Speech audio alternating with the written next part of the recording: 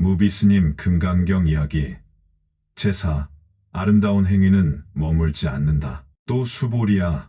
보살은 반드시 어떤 것에도 머물지 않고 보시를 해야 하나니 이를테면 사물에 머물지 말고 보시할 것이며 소리와 향기와 맛과 감촉과 그 외의 온갖 것에 머물지 말고 보시해야 하느니라. 수보리야.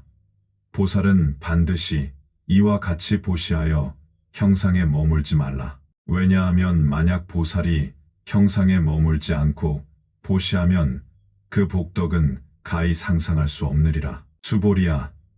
그대는 어떻게 생각하는가? 동쪽 허공을 모두 헤아려 상상할 수 있겠는가? 상상할 수 없습니다.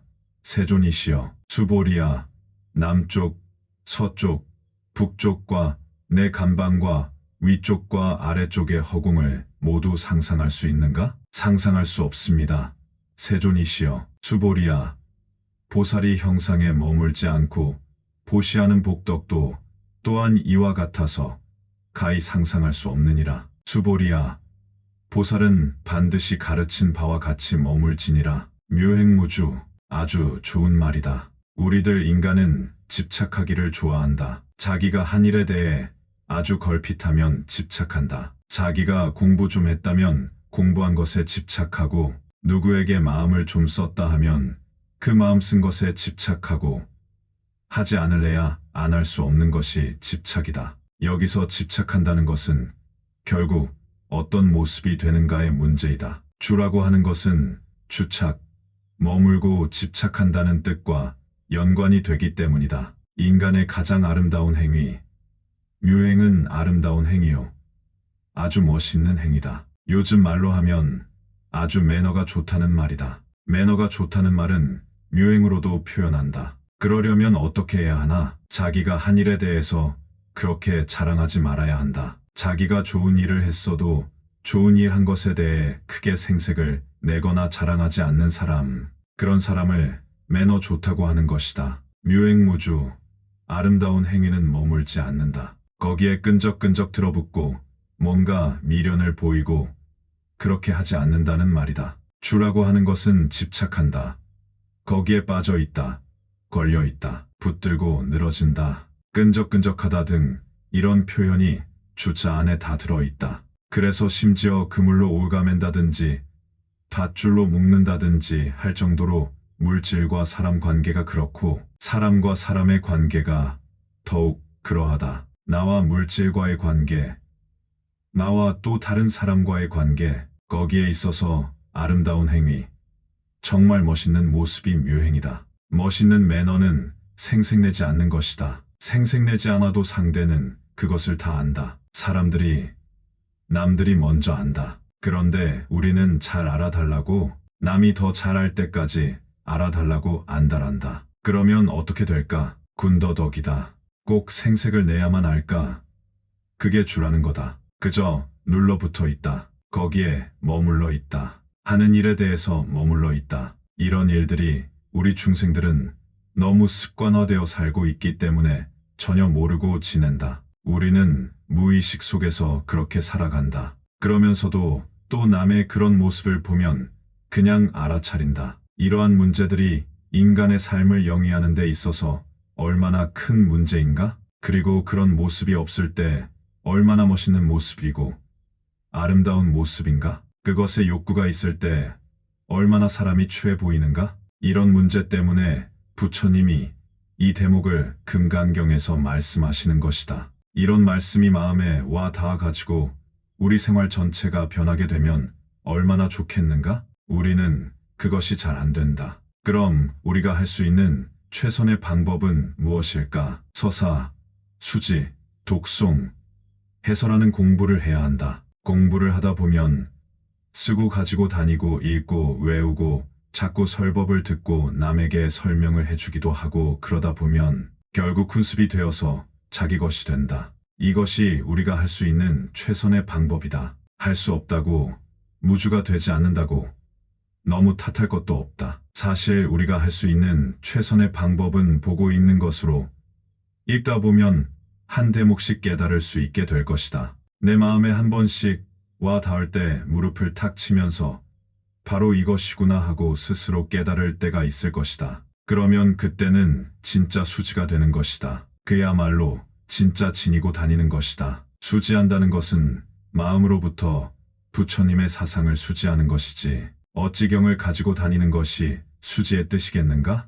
묘행무주, 정말 행하기 어렵다. 어려운 일이다. 그러나 묘행무주란 내 글자만 10만 번 쓰다 보면 어느 날 묘행무주가 자기 자신에게 자리할 것이다. 묘행무주, 내 글자만 붓으로 써서 벽에다 붙여놓고 회사나 일터에다 붙여놓고 부엌에다 붙여놓고 그렇게 사경도 하고 쳐다보고 오면서 가면서 마음에 새기면 어느 날 쉽게 묘행무주가 되어질 것이다. 모든 것에 머무는 바 없이 보시하라. 부차 수보리야. 보살은 어법에 응무소주 이생기심 행어 보시하다. 모든 것에 머무는 바 없이 보시를 행하다.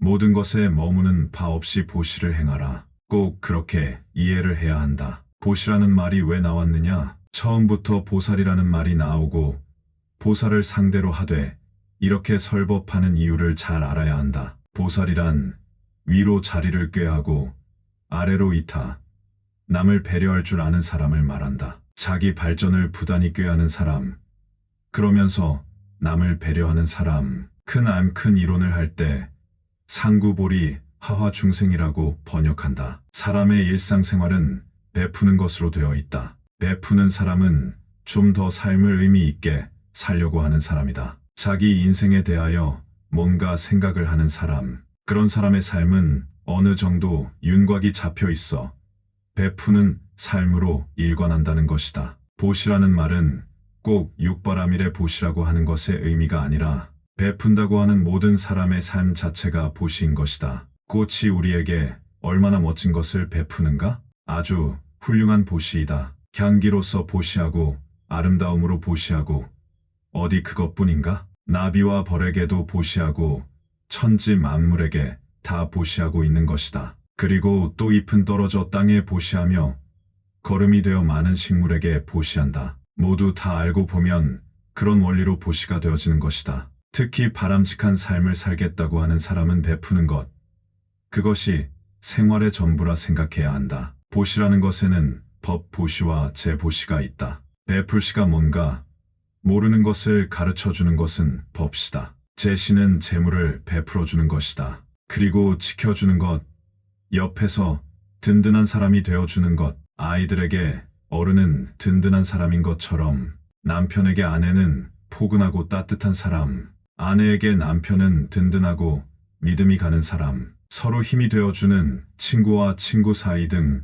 우리는 전부 베풀고 사는 것이다. 여러 가지 종류의 보시가 있지만 경전에 있는 화내어라는 말처럼 웃는 얼굴, 밝은 얼굴, 화에 넘치는 얼굴, 평화로운 관세음 보살의 미소같이 모나리자의 미소처럼 그런 미소를 머금은 그런 얼굴빛, 그런 것들은 아주 좋은 보시이다. 부드러운 말, 사랑스러운 말, 정이 듬뿍 담긴 말 한마디, 낯선 사람에게 얼마든지 가능한 화내어이다. 이보다 좋은 보시는 사실 없을 것이다. 돈 몇 푼 던져주면서 좋지 않은 말을 몇 마디 하면 사실 그 돈은 받고 싶지 않을 것이다. 한 푼 주지 않고도 화내어로서 친절과 정을 듬뿍 담아서 좋은 말 몇 마디, 그런 모습으로 대할 때 그보다 더한 보시는 없을 것이다. 꼭 우리가 기억해 두어야 할 화내어 보시다. 그런 삶이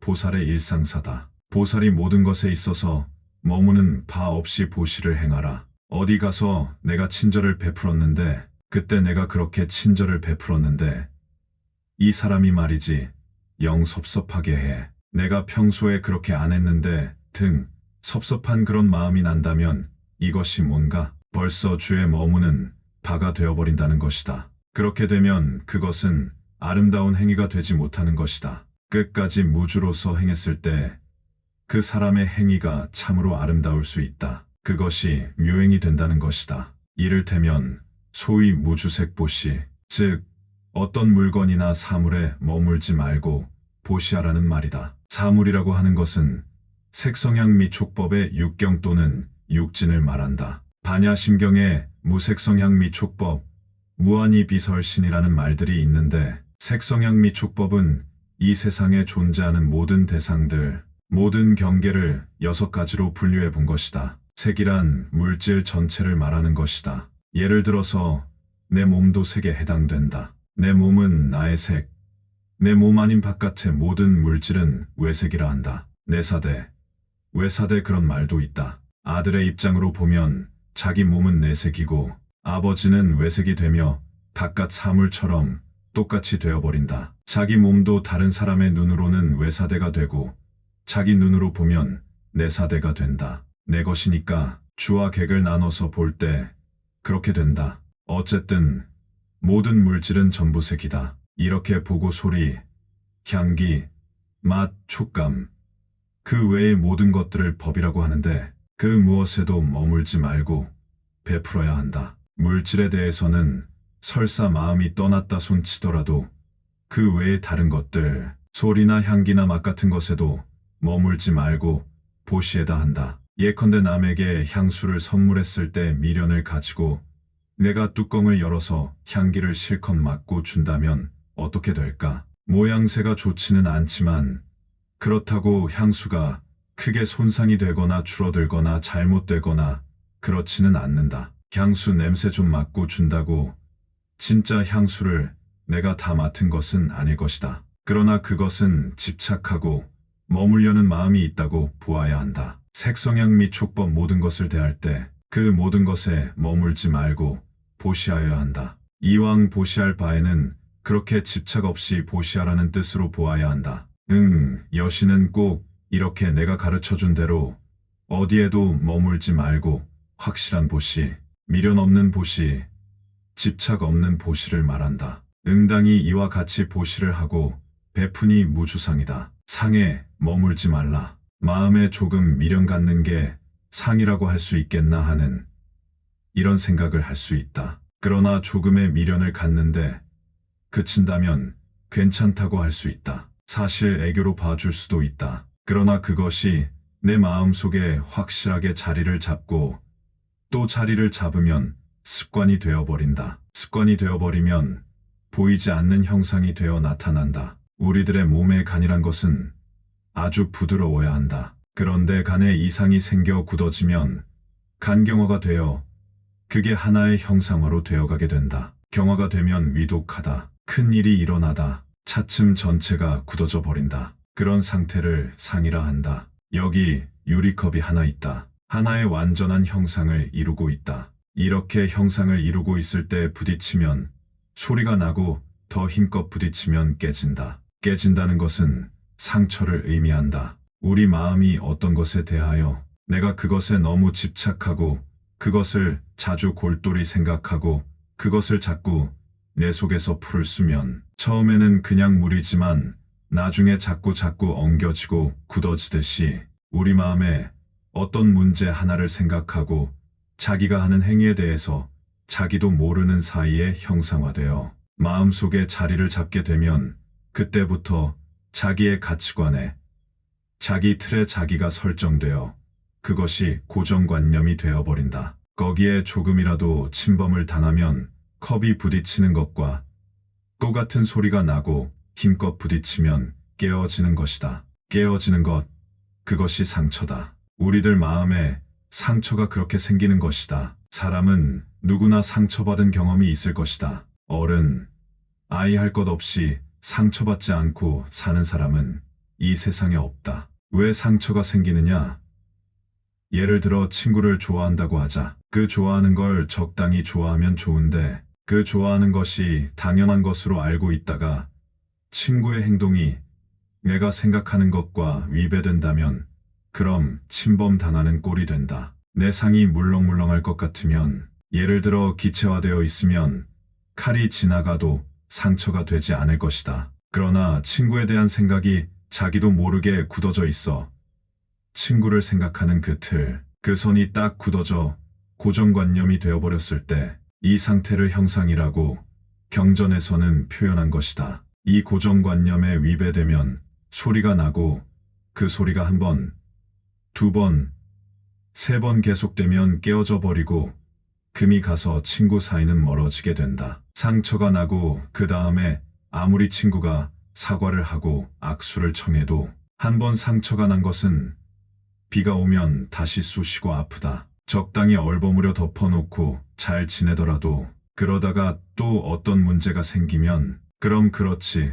그때도 그러더니 하고 옛날 상처가 그냥 드러나 버리고 만다. 사람 관계라는 것이 다 그렇게 되어 있다. 왜 그런가? 사람이 잘못하고 내가 잘하고 그런 것이 아니라 우리 모두가 어떤 문제든지 생각하는 것이 형상화되어져서 집착하는 것, 집착하는 마음 때문에 그런 것이다. 어리석은 사람은 여기서 부딪히고 저기 가서 부딪히고 여기서 실수하고 그런다. 그저 우리 생활이라는 것이 전부 실수투성이다. 나는 잘한다고 하지만 그 사람은 자기식으로 날 생각하고는 그에 따라 오해를 하며 살아간다. 전혀 그런 생각을 하지 않았는데 저쪽에서는 오해하고 있는 것이다. 이 모두가 다 우리 중생들의 마음 씀씀이에 문제가 많은 것이다. 집착과 고정관념을 설정해 놓고 선과 틀을 짜놓고 있기 때문에 자기 틀에 맞지 않으면 잘못되었다고 섭섭하다고 상처받고 죽느니 사느니 한다. 나중에는 그 좋은 사이도 그만두자고 한다. 예를 들어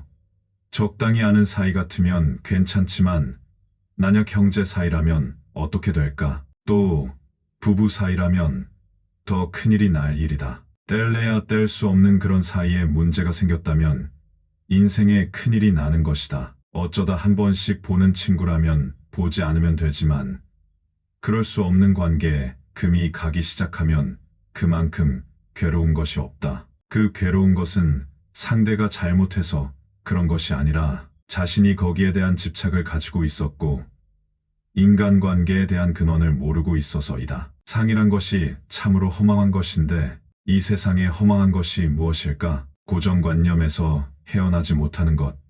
그것이 허망이다. 우리가 살아가는 데 있어서 가장 큰 문제가 되는 것은 감기, 몸살 같은 그런 병이 아니라 정말 모든 사람에게 다 있는 병, 상병이란 것이다. 이 문제를 집중적으로 공략하고 있는 것이 바로 이 금강경이다. 무주상, 상에 머물지 말지니.